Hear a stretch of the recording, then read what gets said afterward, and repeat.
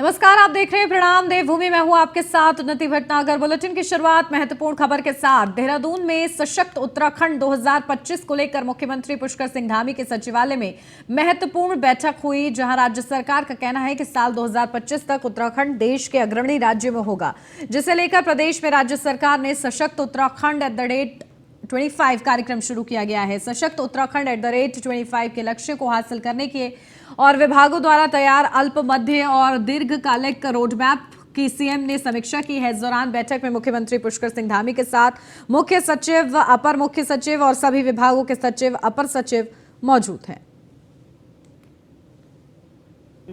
सभी विभागों का एक जो हमने फ्रेम बनाया है, उनका एक लक्ष्य है, उस लक्ष्य के अनुरूप कितना कार्य हुआ है, ये बैठक निरंतरता से चल रही है। इसके पीछे हेतु है कि जो भी हमने लक्ष्य तय किए हैं उन लक्ष्यों को हम प्राप्त करें और सशक्त उत्तराखंड जो हमारी थीम है वो जल्दी से जल्दी प्राप्त करने की दिशा में स्टेप बाय स्टेप हम आगे बढ़ें, उसमें कहीं विलंब न। मुख्यमंत्री पुष्कर सिंह धामी ने जॉलीग्रांट एयरपोर्ट देहरादून पहुंचकर जम्मू कश्मीर में चल रहे ऑपरेशन त्रिनेत्र में शहीद हुए चमोली निवासी लांस नायक रुचिन सिंह रावत और सिरमौर हिमाचल प्रदेश निवासी शहीद प्रमोद नेगी के पार्थिव शरीर पर पुष्प चक्र अर्पित कर उन्हें श्रद्धांजलि अर्पित की। मुख्यमंत्री पुष्कर सिंह धामी ने कहा कि राष्ट्रीय सुरक्षा में अपने प्राण न्यौछावर करने वाले हमारे शहीदों को ये देश हमेशा याद रखेगा। राज्य सरकार हर पल सैनिक परिवारों के साथ खड़ी है। उन्होंने कहा, हमारी सरकार शहीद रुचिन सिंह रावत के परिजनों की हर संभव मदद करेगी। उन्होंने परिजनों से इस दुख की घड़ी में धैर्य बनाए रखने की अपील की। इस दौरान कैबिनेट मंत्री गणेश जोशी, विधायक बृजभूषण गैरोला, वरिष्ठ पुलिस अधीक्षक देहरादून दिलीप कुंवर और अन्य लोग मौजूद रहे। रुचिन रावत हमारे उत्तराखंड के जाबाज लाल थे, बहादुर सैनिक थे। उनकी शहादत हुई और हम सभी को उनकी शहादत पर गर्व है, वहीं दुख भी है। इस शहादत पर मैं अपनी ओर से पूरे राज्य की तरफ से उनको श्रद्धांजलि अर्पित करता हूं और उनके पारिवारिक जनों को, उनके परिवार के लोगों को जो असमय एक बड़ा कष्ट आया है, उनके सामने एक बड़ी विपत्ति आई है, मैं भगवान से प्रार्थना करता हूं कि उनके सभी परिवार के लोगों को इस दुख को सहन करने की शक्ति प्रदान करे। और देहरादून में महिला कांग्रेस पार्टी के कार्यकर्ताओं ने सचिवालय कूच किया। महिला कांग्रेस पार्टी ने बीजेपी पर आरोप लगाते हुए कहा, अंकिता भंडारी हत्याकांड, दिल्ली में महिला कुश्ती पहलवानों के साथ यौन शोषण उत्पीड़न का मामला और उत्तराखंड के शहरी विकास मंत्री प्रेमचंद अग्रवाल के मसले को लेकर सचिवालय कूच किया जा रहा है, जहां पुलिस ने सचिवालय से पहले बैरिकेडिंग लगाकर महिला कार्यकर्ताओं को रोक दिया। आपको बता दें, कांग्रेस पार्टी के महिला कार्यकर्ताओं के साथ जमकर नोकझोंक हुई। काफी देर तक विरोध प्रदर्शन करने के बाद पुलिस ने महिला कार्यकर्ताओं को हिरासत में ले लिया। वहीं कांग्रेस पार्टी के प्रदेश महिला अध्यक्ष ज्योति रौतेला का कहना है कि जिस तरह से महिलाओं के साथ मामले सामने आए हैं, ऐसे में सरकार को जांच करानी चाहिए। साथ ही उत्तराखंड के शहरी विकास मंत्री से कांग्रेस पार्टी ने इस्तीफे की मांग की है। हम लोगों की बीजेपी की सरकार से एक मांग है, जब अंकिता भंडारी के केस में जो नया बयान आया, जो नया मोड़ आया है कि उनके जो वीआईपी थे वो बीजेपी के मंत्री हैं, बीजेपी के लोग हैं, उसके खिलाफ क्यों सरकार कोई कार्रवाई नहीं कर रही है? जो प्रेमचंद अग्रवाल ने परसों बीच चौराहे में एक व्यक्ति को मारा, उसके खिलाफ एफआईआर में पुलिस ने क्यों मंत्री का नाम नहीं मेंशन करा है, जबकि तहरीर में जो भी नाम दिए गए जाते हैं वो एफआईआर में दर्ज होते हैं। सरकार ने अपने मंत्री का नाम क्यों छुपाया, जबकि कालाढूंगी में बजरंग दल को बैन करने और बजरंग दल की पीएफआई से तुलना करने के चलते बजरंग दल कार्यकर्ताओं में काफी आक्रोश देखने को मिला। आपको बता दें कि बजरंग दल कार्यकर्ताओं ने कांग्रेस पार्टी का पुतला फूंका, वहीं हनुमान चालीसा का पाठ भी पढ़ा गया। साथ ही कांग्रेस पार्टी मुर्दाबाद के नारे लगाए। इस दौरान बजरंग दल कार्यकर्ताओं ने कहा कि कर्नाटक में कांग्रेसियों द्वारा बजरंग दल की तुलना पीएफआई से करने को लेकर आज कांग्रेस पार्टी का पुतला फूंका जा रहा है। कांग्रेस पार्टी ने जो कर्नाटक चुनाव के अंदर अपने घोषणा पत्र में बजरंग दल को बैन करने की मांग की थी, इसके तत्वाधान में आज पूरे भारतवर्ष में जहाँ पर अपनी इकाइयाँ हैं वहाँ पर इसका बजरंग दल विरोध कर रहा है। कांग्रेस पार्टी ने जो कर्नाटक चुनाव के अंदर अपने घोषणा पत्र में बजरंग दल को बैन करने की मांग की थी, इसके तत्वाधान में आज पूरे भारतवर्ष में जहाँ पर अपनी इकाइयाँ हैं वहाँ पर इसका बजरंग दल विरोध कर रहा है। कांग्रेस पार्टी कांग्रेस पार्टी ने अपनी जिहादी मानसिकता दिखाते हुए कर्नाटक चुनाव में मैनिफेस्टो में बजरंग दल को बैन करने के लिए घोषणा की है और इसकी तुलना पीएफआई से की है। तो हम एक बजरंग दल के कार्यकर्ता हैं, उस नाते अपने कालाढूंगी प्रखंड में आज हमने देखा है कि हम बजरंग दल के कार्यकर्ता क्या काम करते हैं। गाय बचाने का काम करते हैं, बहन बेटियों को बचाने का काम करते हैं और अपने मठ मंदिर को बचाने का काम करते हैं। अगर इन पर बैन लगाया जाएगा तो हमारे संस्कृति को, हमारे समाज को बचाने का काम कौन करेगा। तो उसके विरोध में हमने खुला चैलेंज किया कांग्रेस को। कांग्रेस रुद्रपुर के गांधी पार्क में श्याम संकीर्तन आयोजित होने जा रहा है। एक महीने से इस आयोजन की तैयारियां चल रही हैं। इस आयोजन पर तकरीबन 25 लाख से अधिक का खर्च आने का अनुमान है। वहीं इस आयोजन का मुख्य आकर्षण मशहूर भजन गायक कन्हैया मित्तल है। आपको बता दें, कार्यक्रम में मुख्यमंत्री पुष्कर सिंह धामी को बतौर मुख्य अतिथि आमंत्रित किया गया है।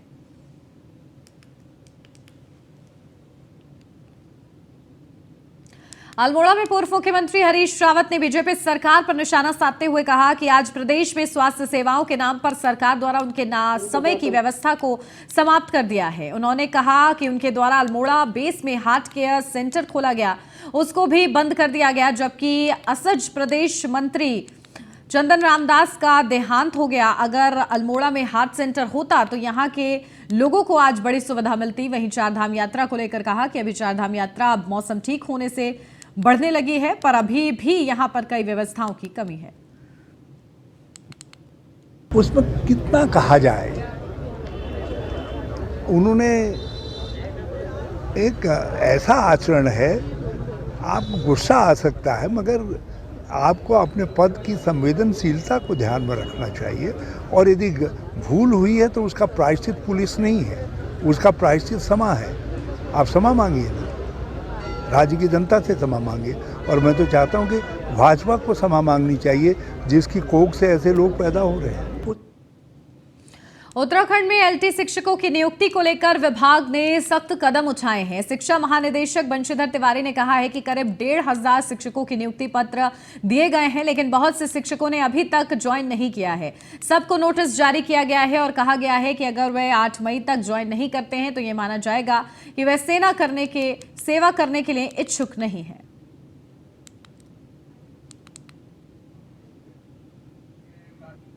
आए थे जो प्रस्ताव उनको नियुक्त देना था, उनकी काउंसलिंग और रही थी। कुछ अभ्यर्थी ऐसे जो ज्वाइन नहीं कर रहे हैं, उनको हमने 8 तारीख तक के लिए समय दिया है कि उसमें शीघ्र ज्वाइन करें, और अगर नहीं करते तो हमें मानेंगे कि वो सेवा करने के इच्छुक नहीं है। अप्रॉक्स कुछ संख्या है, कितने लोग हैं?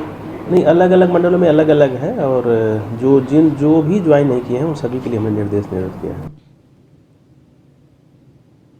धामी सरकार पहाड़ों और जमीनों पर हो रहे कब्जों पर सख्त है। आपको बता दें कि नैनीताल में 12 पत्थर आज वन भूमि में घोड़ा चालकों द्वारा बनाई गई झोपड़ियां हटाई गई।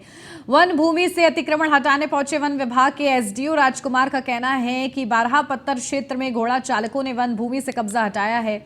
आगे भी वन भूमि से अवैध कब्जाधारियों के ऊपर कार्रवाई की जाएगी। किसी भी दशा में अतिक्रमणकारियों को बख्शा नहीं जाएगा।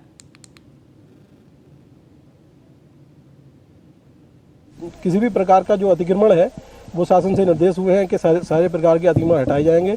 उसी क्रम में प्रभागीय वन अधिकारी के द्वारा दिए गए निर्देश के क्रम में आज यहाँ 12 पत्थर क्षेत्र में जो अवैध अतिक्रमण किया गया है उसे हटाने की कार्रवाई की जा रही है। अब ये एक अभियान के रूप में लिया गया है। वो जितने भी अतिक्रमण चिन्हित होंगे वो तुरंत हटा दिए जाएंगे। अगर कोई आवास या फैमिली इत्यादि कहीं रहती है तो उसके लिए नोटिस जारी किए जाते हैं, और पूर्व में यहाँ सर्वे किया जा चुका है जिसका ऊपर जो है चिन्ह लगे हुए हैं। बद्रीनाथ धाम में श्रद्धालुओं का आंकड़ा 1 लाख के पार हो गया है। अब तक धाम में तकरीबन 1 लाख के करीब श्रद्धालुओं ने बद्रीनाथ के दर्शन कर लिए हैं। आपको बता दें, बद्रीनाथ धाम के कपाट 27 अप्रैल को खुले थे। पिछले दिनों हुई बारिश और बर्फबारी के बाद भी श्रद्धालुओं की संख्या लगातार बढ़ती गई।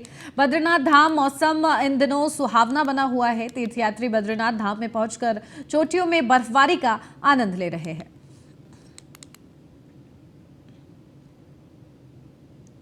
मसूरी में कांग्रेस के कार्यकर्ताओं ने देहरादून के कांग्रेस जिला अध्यक्ष लक्ष्मी अग्रवाल के नेतृत्व में मसूरी के शहीद स्थल पर एकत्रित हुए, जहां बीजेपी सरकार के खिलाफ हल्ला बोलते हुए प्रदेश में बीजेपी सरकार की शुद्धि बुद्धि के लिए हनुमान चालीसा का पाठ किया। इस मौके पर कांग्रेस कार्यकर्ताओं ने बीजेपी सरकार और कैबिनेट मंत्री प्रेमचंद अग्रवाल के खिलाफ जमकर नारेबाजी की। कांग्रेस जिला अध्यक्ष लक्ष्मी अग्रवाल और कांग्रेस नेता मेद सिंह कंडारी ने कहा कि बजरंग दल के कुछ गुंडों ने देहरादून कांग्रेस भवन पर हमला करने की कोशिश की गई थी। शासन प्रशासन को पता होने के बावजूद भी अगर घटना घट रही है तो यह शर्मसार करने वाली बात है। उन्होंने कहा कि भारतीय जनता पार्टी की सरकार और नेता प्रदेश की भोले भाली जनता को गुमराह कर रहे हैं, जो किसी भी हाल में बर्दाश्त नहीं किया जाएगा।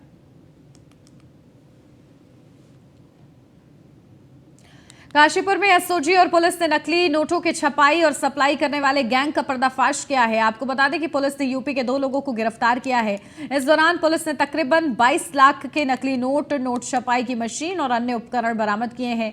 वहीं एसएसपी ने पुलिस टीम को 2500 का इनाम देने की घोषणा की है। साथ ही घटना की जानकारी देते हुए एसएसपी मंजूनाथ टीसी के मुताबिक जिले में नकली नोटों के संचालक की शिकायतें मिल रही थी, जिसके बाद सीईओ एसओजी प्रभारी विजेंद्र शाह के नेतृत्व में टीम का गठन किया गया था और बड़ी कार्रवाई को अंजाम दिया गया।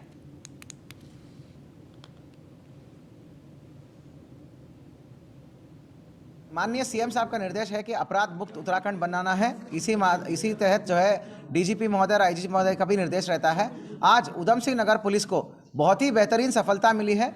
एसओजी उधम सिंह नगर की टीम द्वारा मुख्य रूप से हमारा कांस्टेबल ललित, आपका ललित बिष्ट, आपका नीरज बोज और विजेंद्र, इनके टीम द्वारा बहुत बेहतरीन सफलता मिली है। आज उधम सिंह नगर के पुलिस द्वारा उत्तराखंड के इतिहास में सबसे भारी मात्रा में जाली नोटों की एक जखीरा बरामद हुआ है। 4417 प्रिंटेड 500 रुपये की करेंसीज बरामद किया है और उसके अलावा 18 जो है अनप्रिंटेड, हाफ प्रिंटेड, एक साइड प्रिंटेड हुआ नोट्स बरामद हुआ है। साथ में प्रिंटिंग करने के लिए उपकरण जो है आपका फोटो प्रिंटिंग क्या बोलते हैं, प्रिंटर, आपका इंक, आपका नोटों की जो पेपर हो ना, पेपर का रिम्स और आपका सर्वर, सब कुछ बरामद हुआ है। इनका कहना ये है कि इनको हाई क्वालिटी रेप्लिका मिल गई ऑनलाइन, मतलब डिजिटल रेप्लिका मिल गया। ये पिथौरागढ़ के धारचूला में एसबीआई मैनेजर पर बैंक गार्ड ने तेल छिड़ककर आग लगाई। गंभीर हालात में बैंक मैनेजर को सीएचसी धारचूला में भर्ती कराया गया। वहीं घटना से परिसर में अफरा तफरी मच गई। बताया जा रहा है कि धारचूला मेन बाजार में स्टेट बैंक ऑफ इंडिया की शाखा है।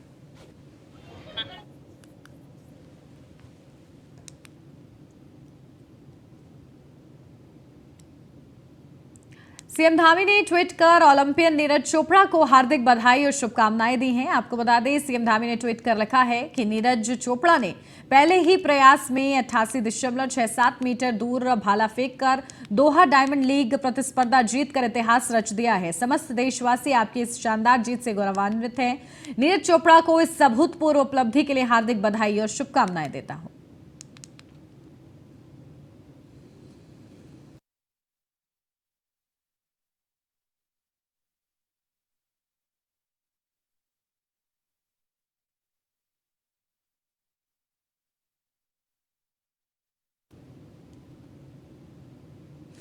उत्तराखंड में जमीन खरीदना पहले जैसा आसान नहीं होगा। दूसरे प्रदेश के लोगों को अब जमीन खरीदने के लिए वेरिफिकेशन के नियम से गुजरना होगा। सरकार इसको लेकर कड़े नियम बनाने जा रही है ताकि बेरोक-टोक जमीनी प्रदेश में ना खरीदी जाए। और कैबिनेट बैठक में इसको लेकर चर्चा भी हुई है। मुख्यमंत्री पुष्कर सिंह धामी ने जमीन खरीदने के लिए वेरिफिकेशन को मंजूरी भी दे दी है। वहीं सचिव मुख्यमंत्री और मीनाक्षी सुंदरम ने जानकारी देते हुए कहा है कि राजस्व विभाग को इसके लिए अध्यादेश लाने के निर्देश दिए गए हैं, यानी कि अध्यादेश आते ही वेरिफिकेशन का नियम प्रदेश में लागू हो जाएगा। धामी सरकार के इस फैसले से बीजेपी में काफी उत्साहित नजर आ रहे हैं लोग। तो कांग्रेस का कहना है कि जिन लोगों ने उत्तराखंड में जमीन खरीद ली है, क्या सरकार उनका भी वेरिफिकेशन करवाएगी? के हित में, क्योंकि इंटरप्रेन्योरशिप को बढ़ाने के लिए, कृषकों का योगदान बढ़ाने के लिए, पशुपालकों को सुविधा देने के लिए हम पशुधन मिशन इस पर जो है आज निर्णय किया गया है। निश्चित रूप से इससे पशुधन के क्षेत्र में काम करने वाले कृषकों को बहुत बड़ा प्रोत्साहन मिलेगा, उनको आगे बढ़ने का अवसर मिलेगा। इसके साथ साथ जो ज़मीनें हैं पहले बेरोक-टोक खरीदी जाती थी, उस पर अब जांच होने के बाद, पूरी पृष्ठभूमि जांचे जाने के बाद कि आखिर किस लिए उत्तराखंड में ज़मीन लेना चाहते हैं, किस लिए वो रहना चाहते हैं, किस लिए आना चाहते हैं, उन सभी चीज़ों की जांच होने के बाद ही अब इस पर निर्णय हो पाएगा। अभी हमने कहा है कि कल से ही जो है इस पर सब पर रोक लग जाएगी। और साथ में अन्य भी सेतु जो नीति आयोग की तर्ज पर बनाने का भी आज मंत्रिमंडल में हमने फैसला कर लिया है। उससे बहुत सारी चीज़ों पर, बहुत सारे निर्माण कार्यों से लेकर नवाचार करने में राज्य के अंदर अनेकों जो विभाग हैं उन सभी को सहायता मिलेगी और जो नया उत्तराखंड है, संकल्प नए उत्तराखंड का, वो साकार दिशा में आगे बढ़ेगा। कृषकों के कल माननीय मंत्रिमंडल में एक सुओ मोटो निर्णय था माननीय मंत्रिमंडल का, और उस पर चूंकि प्रशासनिक विभाग राजस्व विभाग है, तो राजस्व विभाग उसको अध्यादेश के माध्यम से करने जा रहे हैं। अध्यादेश का प्रारूप जल्दी सक्षम स्तर पर अनुमोदन लेकर के उसको करेंगे। कल क्या अभी तक जो बाहरी व्यक्ति यहाँ जमीन खरीद रहे थे, विगत 6 वर्षों से भारतीय जनता पार्टी सत्ता में है, क्या इन्होंने उनका वेरिफिकेशन किया कि नहीं किया? इसका मतलब आज तक इन्होंने उनका कोई भी कहीं भी कोई भी सत्यापन नहीं किया। जो आए वो खरीद ले। भाजपा उनका भी तो सत्यापन करे जिनको इन्होंने वो दी है, अभी तक जमीन दी है, दान में दी है, कुछ दिया है, उसका भी कम से कम पार्टी को सत्यापन करना चाहिए। उत्तराखंड सरकार ने जो अभी निर्णय लेने का फैसला किया है कि जो बाहर का व्यक्ति उत्तराखंड राज्य में जमीन खरीद रहा है या कुछ भी काम करने वाला है, उसके बारे में विस्तृत जानकारी जुटाई जाएगी। अगर वो कहीं आपराधिक प्रवृत्ति का व्यक्ति है, कोई उसके खिलाफ अपराध है, तो ऐसे व्यक्ति को राज्य में जमीन खरीदने और कारोबार करने से रोका जाएगा। ये निर्णय राज्य के व्यापक हित में है और राज्यवासियों ने इस निर्णय की प्रशंसा की है, मुख्यमंत्री जी को बधाई दी है। निश्चित रूप से जो देवभूमि का जो वातावरण है, यहाँ का जो सनातनी वातावरण है, उसको अगर कोई भी खराब करने की कोशिश करेगा तो उसके खिलाफ सरकार सख्त कार्रवाई करेगी। उत्तराखंड सरकार ने लक्सर तहसील क्षेत्र में वैदिक गौशाला ट्रस्ट के अध्यक्ष और बतौर उत्तराखंड कांग्रेस के प्रदेश महामंत्री राजेश रस्तोगी ने प्रदेश के मुख्यमंत्री पुष्कर सिंह धामी को आभार प्रकट किया। दरअसल वैदिक गौशाला ट्रस्ट के अध्यक्ष ने प्रदेश के मुख्यमंत्री को अपने वैदिक गौशाला ट्रस्ट के स्वस्थ और कुशल संचालन का हवाला देते हुए पत्र भेजकर राज्य भर में लावारिस गौवंशों की सेवा के लिए गौशाला बनाए जाने का बतौर सुझाव अनुरोध किया गया था, जिस पर संज्ञान लेकर मुख्यमंत्री पुष्कर सिंह धामी ने शासन स्तर पर कार्य भी शुरू कराया जा चुका है। वहीं अपने पत्र पर मुख्यमंत्री पुष्कर सिंह धामी ने संज्ञान लिए जाने के बाद हुई कार्रवाई की सराहना करते हुए उत्तराखंड कांग्रेस के प्रदेश महामंत्री और वैदिक गौशाला ट्रस्ट के अध्यक्ष राजेश रस्तोगी ने मुख्यमंत्री का आभार प्रकट किया। वैदिक गौशाला लक्सर ने लावारिस गोवंश के ऊपर काम किया था, उनका कलेक्शन किया था, उनको संरक्षण दिया था, भोजन, चारा, दवाइयां दी थी। साथ के साथ वैदिक गौशाला लगातार मुख्यमंत्री जी के साथ, पशुधन मंत्री के साथ, गौ सेवा आयोग के जो अध्यक्ष हैं राजेंद्र अंतवाल जी, उनके साथ जुड़ा रहा है। वैदिक गौशाला के लोग उनसे संपर्क करते रहे, लिखा पढ़ी करते रहे, ज्ञापन भेजे हैं, नोटिस भेजे हैं।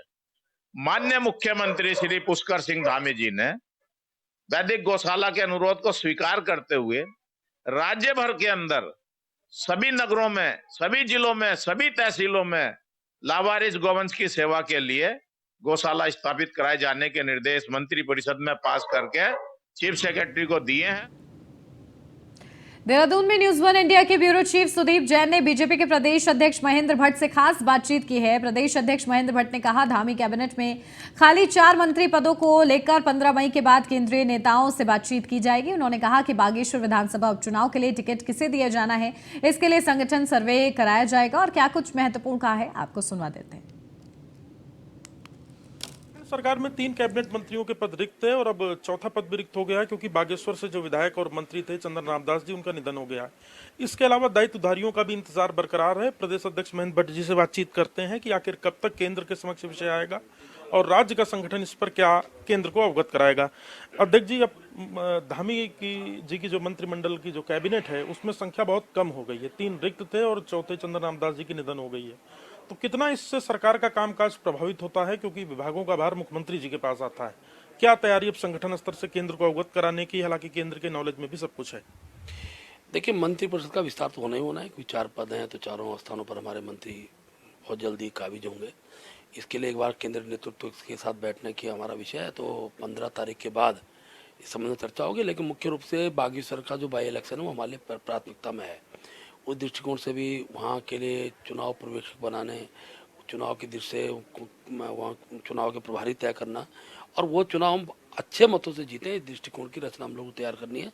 हम तब तक अपने पन्ना टोली तक का संगठन व्यापक रूप से वहाँ के सभी बूथों पर बना पाएंगे। इस दृष्टि से हमने कार्यकर्ता सोचने प्रारंभ कर दिए हैं। जहाँ तक दायित्वों का विषय, दायित्व की सूची केंद्रीय नेतृत्व के पास है। बहुत जल्दी हमको उसकी माननीय मुख्यमंत्री की उनकी नड्डा जी की भेंट होगी और स्वाभाविक रूप से बहुत जल्दी हम उसको भी करेंगे। हम लोकसभा चुनाव से पहले, बाई इलेक्शन से पहले हमारा प्रयास है कि हम सारे विषयों को सॉर्ट आउट कर दें और कार्यकर्ता की जहां उपयोगिता है उस कार्यकर्ता उस काम में लगा सकें। तो कब तक माना जाए कैबिनेट के विस्तार की ओर, या यूं कहें कुछ यदि परिवर्तन होना है तो कब तक इस ओर बात आगे बढ़ सकती है? देखिए, बागेश्वर चुनाव के बाद सभी से सोचा जाएगा। अभी दायित्वधारी विषय हमारे प्राथमिकता में, पहले उसको और वहाँ का प्रत्याशी बागेश्वर के बाई इलेक्शन प्रत्याशी को पहले प्राथमिकता देंगे। बाकी केंद्रीय नेतृत्व अगर कहता है कि कुछ मंत्री पद पहले भरे जाएं तो माननीय मुख्यमंत्री से उनकी बातचीत होगी। लेकिन हमारा इस समय जो मूल काम है वो बागेश्वर के बाई इलेक्शन को जीतना है और हमारे दायित्वधारियों की दृष्टि सूची हम लोग केंद्र को दी है, उनको कार्यकर्ताओं को दायित्व मिल जाए, जिससे कि आगामी दिनों के नगर पालिका चुनाव है, लोकसभा चुनाव है, बाई इलेक्शन, उस सब में उनका उपयोग कर सके। अध्यक्ष जी, कुछ अभी बीते दिनों ऐसे विषय हुए जिससे राज्य सरकार के सामने चिंता बढ़ी। सतपाल महाराज जी यात्रा के वक्त सत्संग में व्यस्त थे, धन सिंह रावत जी कर्नाटक चुनाव में वोट मांग रहे हैं, प्रेमचंद अग्रवाल जी सड़क पर दो हाथ कर रहे हैं। ये सरकार के लिए कितना ऑकवर्ड था, विशेषकर तब जबकि चारधाम यात्रा जैसे बड़े विषय राज्य सरकार के सामने है? देखिए, चारधाम यात्रा का जहाँ तक विषय, सारे मंत्री आज के तकनीकी युग में, और हम ये कहें कि मंत्री कर्नाटक क्यों गए हैं, मंत्री जी दोस्तान पे, ये कोई विषय बनता नहीं है। माननीय मुख्यमंत्री जी ने प्रशासन इकाई के तौर पर सभी धामों के लिए प्रशासक के रूप में नियुक्ति दे दी है।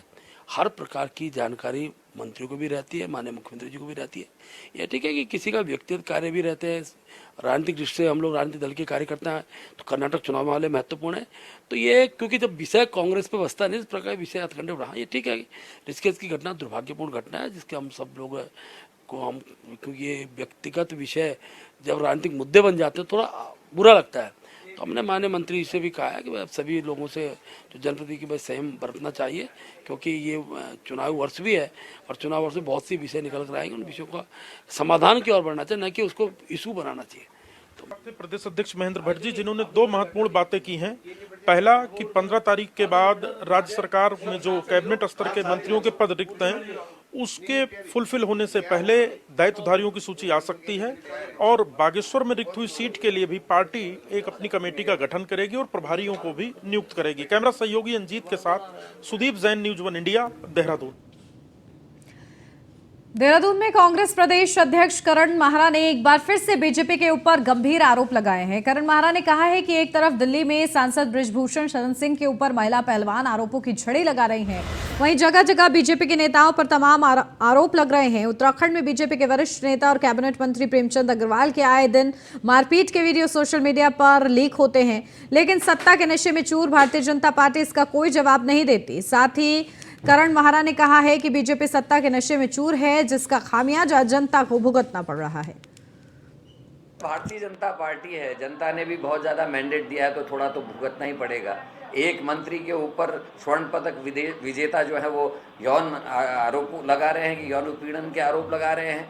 एक लड़की अपनी बेटी के डीएनए टेस्ट के लिए दर दर भटक रही है, और एक मंत्री जो है वो कभी बैकडोर भर्ती घोटाले में उनका नाम आ जाता है विधानसभा के, और कभी वो सड़कों में मारपीट पे आते हैं। अभी 1-2 साल पहले किसी अपने ही कार्यकर्ता के साथ इधर कहीं आसपास ही, हरिद्वार के आसपास कहीं गाली गलौज करते हुए भी एक वीडियो आया था। टेम्परामेंट ठीक नहीं है और अति उत्साही हो गए हैं लगातार जीत से, और न जनता दिख रही है न पब्लिक दिख रही है।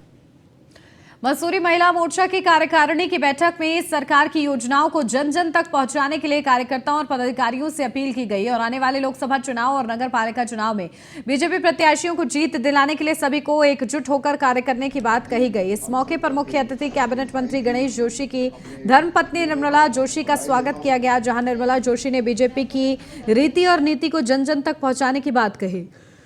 इस अवसर पर उन्होंने कहा कि उनका मसूरी से बहुत गहरा लगाव रहा है।